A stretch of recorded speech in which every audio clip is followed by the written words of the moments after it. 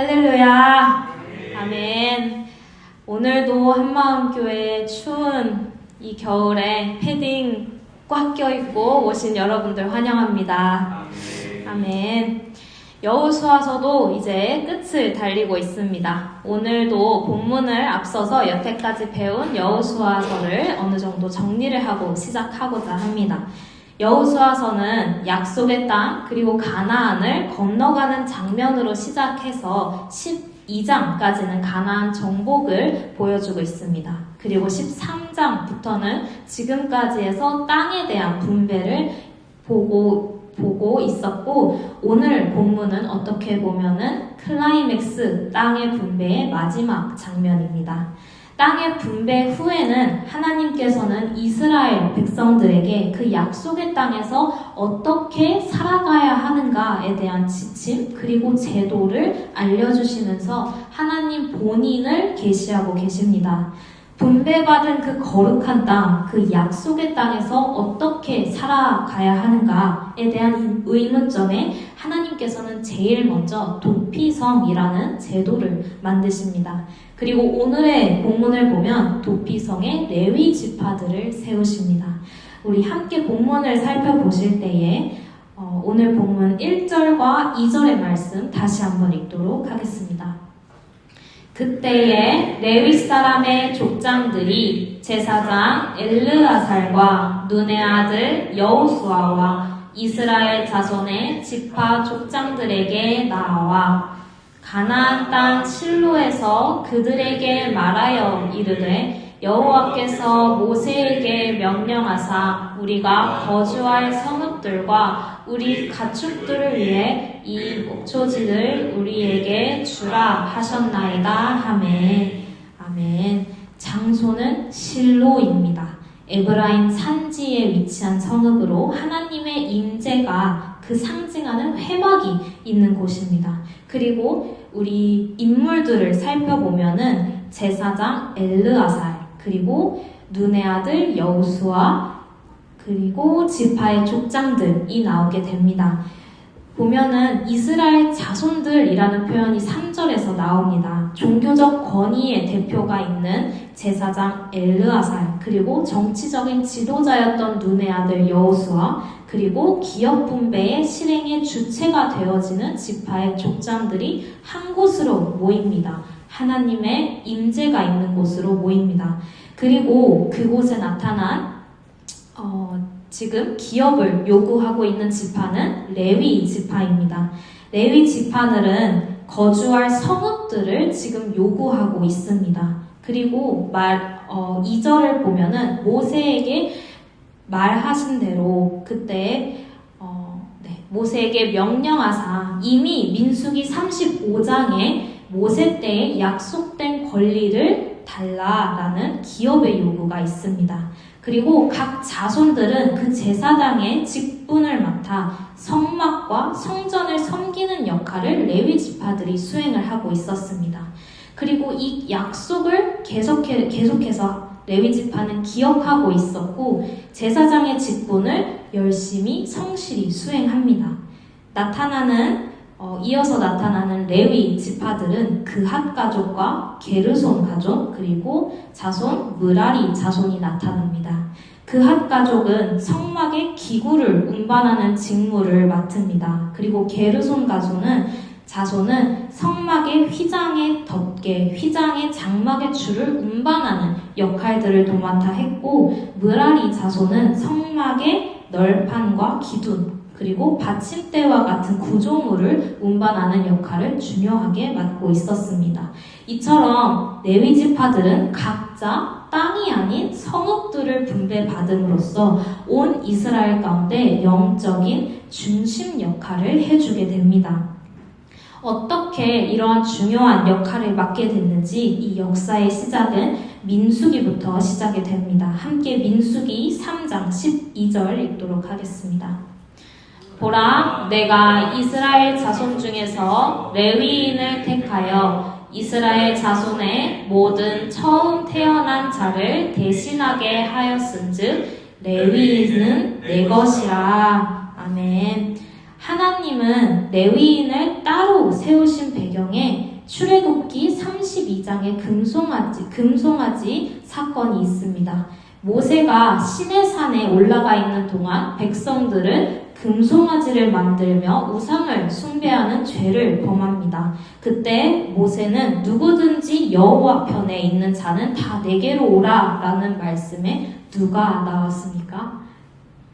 레위 지파가 나옵니다. 그래서 이때 레위 사람들은 모두 모세에게 나왔다라는 기록이 있고 하나님의 명령에 따라 우상 숭배한 동족들을 심판하게 됩니다. 하나님은 이 사건을 기억하시고 지금 민수기 3장 12절처럼 그들을 선택하셔서 그들을 자신의 소유로 삼으시게 됩니다. 그렇다면 성읍의 분배는 어떻게 이루어졌을까요? 오늘 본문을 보면 제비뽑기를 통해 이루어지고 있습니다. 성경에서는 제비뽑기를 통해 하나님의 뜻이 온전하게 오직 주님의 섭리대로 이루어지는 장면들을 계속해서 볼 수 있습니다. 레위 지파는 땅을 기업으로 받지 않고 성읍을 받습니다. 제비뽑기로 48개의 성읍을 받고 그 중에 6군데는 도피성이라는 곳이었습니다. 도피성이란 함께 여호수아서 20장 3절을 살펴보도록 하겠습니다. 부지 중에 실수로 사람을 죽인 자를 그리로 도망하게 하라. 이는 너희를 위해 피해 보복자를 피할 것이라. 아멘. 공의의 하나님, 정의의 하나님께서는 도피성을 통해 부지 중에 실수로 사람을 죽인 자를 그 죄인을 심판하고 공의로 보호할 수 있는 제도를 만들어 주십니다. 하나님께서는 공의로우시고 자비로우신 분이십니다. 하나님께서는 죄와 함께 할 수 없습니다. 하지만 죄인을 사랑하시기 때문에 도피성이라는 제도를 만들어 주십니다. 그리고 끝까지 사랑하시고 품으시고 포기하지 않습니다. 도피성은 그리스도 안에 있는 자에게는 결코 정죄함이 없다라는 이 복음을 미리 보여주는 사건이 됩니다. 하나님께서 약속하신 땅을 정의롭고 그리고 거룩하게 유지하는 장치이자 하나님의 정의와 그 자비를 동시에 실현시키고 계십니다. 하나님의 공의와 질서에 따라 판단하고 그는 죄인들은 대제사장들이 죽기까지 그 성에 거주함으로써 생명의 보호를 받습니다. 이 말씀이 우리에게 큰 위로가 될 줄 믿습니다.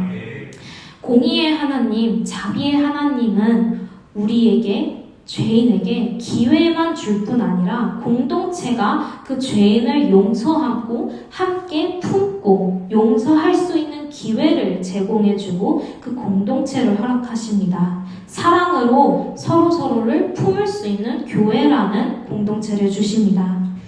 도피성의 이유는 긍휼의 하나님께서는 죄인을 우리를 사랑하셔서 회개와 보호의 길을 닫지 않은 분이시기 때문에 그 도피성을 우리에게 주셨습니다. 도피성은 예수님 그리스도 본인이십니다.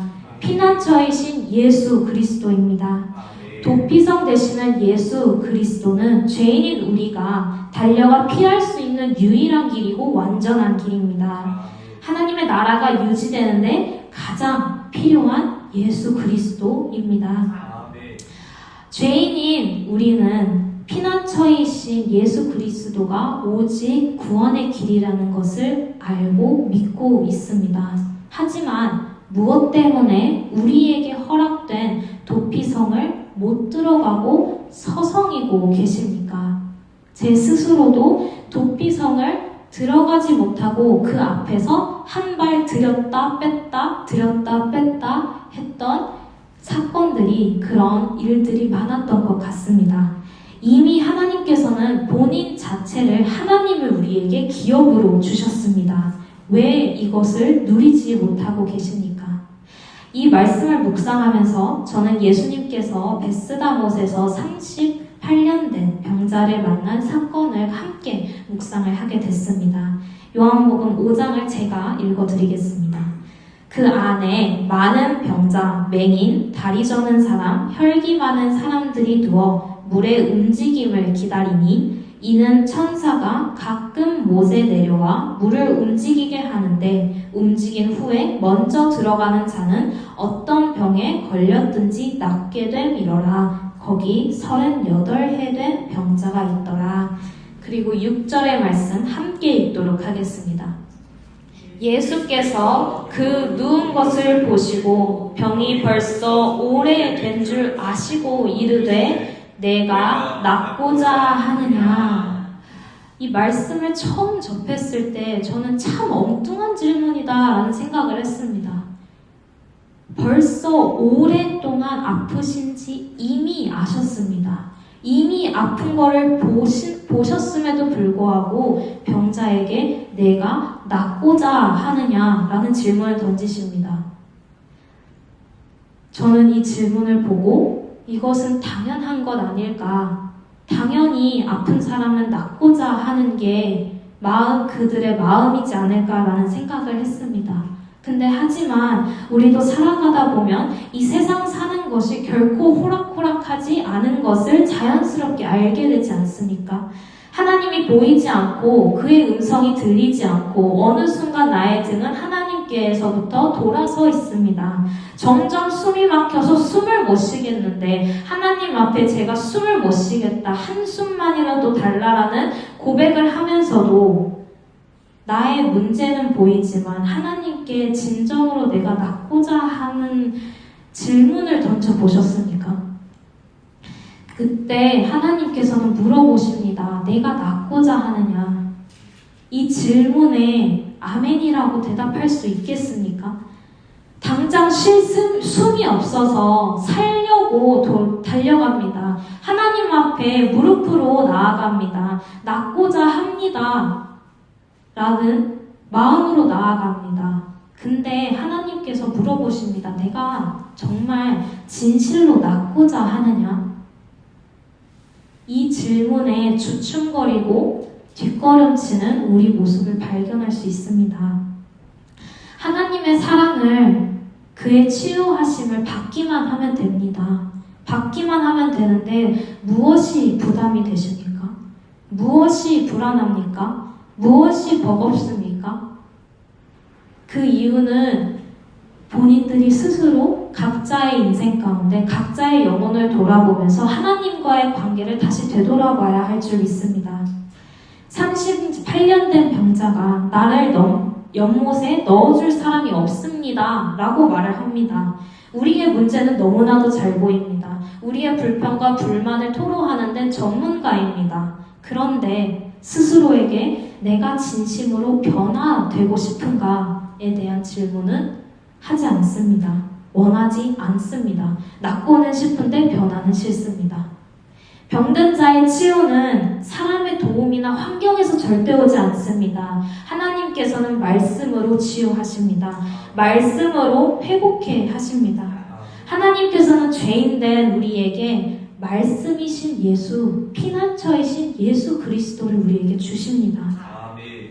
지금 너의 병든 모습에서 떠날 준비가 되었느냐? 지금 네 자리에서 일어나서 새로운 삶을 내가 너한테 줄 텐데 준비가 되었느냐? 내 자리를 들고 걸어가라. 그리고 그 자리를 떠났을 때에는 돌아가지 말아야 합니다. 그 자리를 떠났을 때에는 예수님의 품으로 들어가 우리의 몸을 피해야 할 줄 믿습니다. 우리의 세상 염려와 세상 고난과 그 모든 힘든 가운데서도 도피성이시고 피난처이신 예수 그리스도이라는 해답을 우리에게 주셨습니다. 그 해답만을 보고 온전히 예수만 믿고 바라보기를 간절히 소망합니다. 우리에게 허락된 도피성, 피난처이신 예수 그리스도 앞에 우리가 항복하고 무릎으로 또 나아가길 원합니다. 레위 지파에게 도피성이 기업으로 분배된 것처럼 하나님께서는 저와 여러분에게 기업으로 예수 그리스도를 주셨습니다. 이것은 기적입니다. 이것을 보셨을 때 그랬구나 하고 지나갈 수 있는 말씀이 아닙니다. 이 크신 사랑에 한없는 은혜에 순종으로 응답을 해야 합니다. 순종이 어려우십니까? 하나님과의 사랑의 관계가 회복되면은 기꺼이 마땅히 순종하고 싶은 마음이 생겨날 줄 믿습니다. 우리 함께 신명기 10장 9절의 말씀 읽도록 하겠습니다. 레위에게는 분깃이 없으며 기업이 없고 내 하나님 여호와가 그 기업이시라. 아멘. 하나님이 우리의 기업이십니다. 그 기업에 우리를 무엇으로 부르셨을까요? 함께 베드로전서 2장 9절의 말씀 읽도록 하겠습니다. 그러나 너희는 택하신 족속이요 왕같은 제사장들이요 거룩한 나라요 그의 소유된 백성이니 이는 너희를 어려운 곳에서 불러내어 그의 빛에 들어가게 하신 이의 아름다운 덕을 선포하게 하려 하시니라. 아멘. 사랑하는 한마음교회 여러분, 하나님께서는 기업을 본인으로 주십니다. 하나님을 기업으로 주십니다. 너는 내게 속한 자들이다. 내가 널 책임지겠다. 피난처이신 예수 그리스도로 도망해야 할 줄 믿습니다. 나 같은 죄인을 살리신 피난처 예수, 나의 도피성 되시는 그리스도 예수를 간절히 바라보고 우리는 그를 기업으로 삼아 믿음으로 나아가야 할 줄 믿습니다. 그의 사랑의 품은, 그의 따뜻한 품은 오늘도 열려 있습니다. 그 구원의 문은 항상 열려 있습니다. 도피성은, 피난처는 늘 열려 있고 주님은 우리를 항상 기다리고 계십니다. 그 은혜를 온전히 누리고 그 사랑을 깊이 체험하는 우리 한 사람 한 사람 되어지길 간절히 소망합니다.